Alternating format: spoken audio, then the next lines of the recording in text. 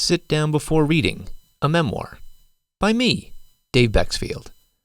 Part 2, Introduction. I don't have MS.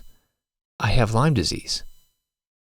After uttering those words, I could not have imagined, much less conceived, that I had merely opened up another box, only not one with a key inside. Pandora's box.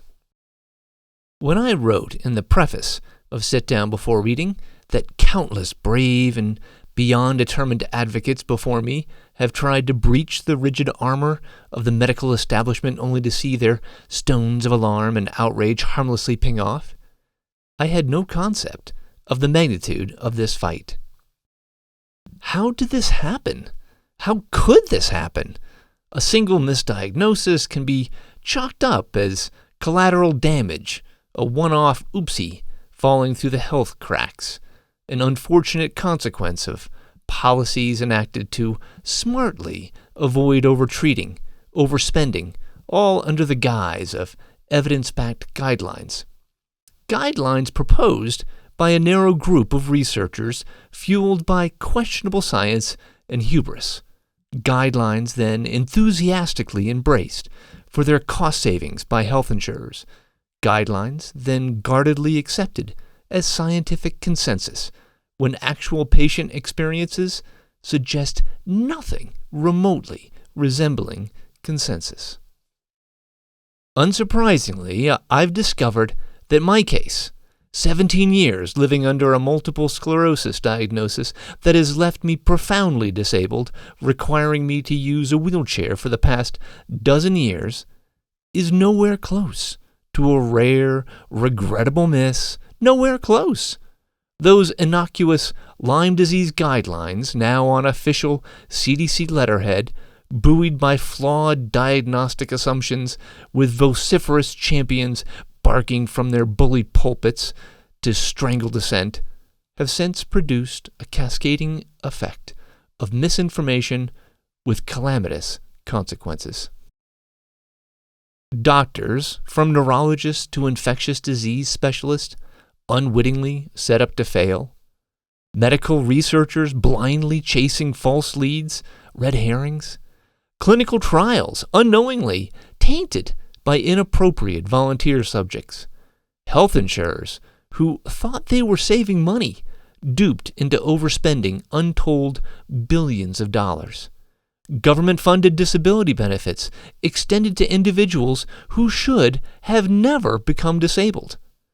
And innocent, often unsuspecting patients with myriad frustrating health struggles, their lives forever upended, their finances often decimated. After 17 years, I finally knew my disease. I knew the treatment that would help heal me, and I knew that I had the staggering potential to be cured. But to have any hope of rising from my wheelchair to walk again, I had to step into the dystopian underworld of a Lyme disease diagnosis, one that is checkered with dismissive doctors, charlatans, and regimens bordering on voodoo magic. To find those courageous specialists willing to risk their professional reputations and potentially licenses to help treat those the medical establishment has deemed untreatable. Once I made that commitment, I made a personal promise that those lost 17 years of good health were going to count for something, that I was going to be the catalyst to right decades of immeasurable wrongs foisted on countless others.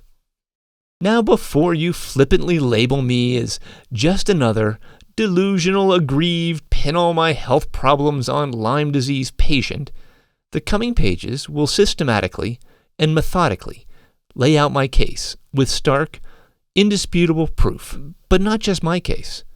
While multiple sclerosis is a very real and often debilitating disease affecting more than 2 million people worldwide, there is a subset of patients diagnosed with MS who don't have the disease, an uncomfortably large subset. Because I now feel frighteningly confident that thousands of my friends Specifically and conservatively, more than 100,000 of my friends have been misdiagnosed. Why do I believe this? As I waded deeper into the horrifying detritus of other lives crushed by my newly discovered disease, struggling to make sense of my new reality, I inadvertently, fortuitously, unbelievably uncovered evidence, powerful, compelling evidence, of what could be one of the greatest failures in the history of modern medicine. It's inconceivable that one man, without any formal medical training or education, can rewrite healthcare when so many others have tried without success. Preposterous that one man can avoid the machinations of a fractured medical establishment and all its smothering tentacles to make any substantive impact. But what I do have, to paraphrase a certain Liam Neeson character, are a very particular set of skills I have acquired over a very long career as one of the world's leading health advocates for multiple sclerosis, skills that make me a nightmare to those who have wronged me or any of my 2.8 million friends currently living with an MS diagnosis. And I am not one man.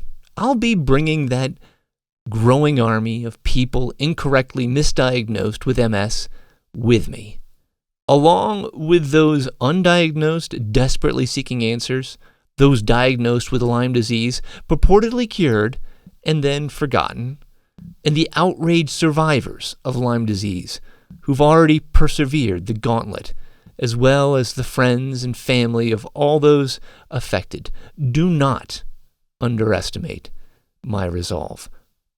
Our resolve. If you are reading this and you are willing, I'd like to make you my newest recruit.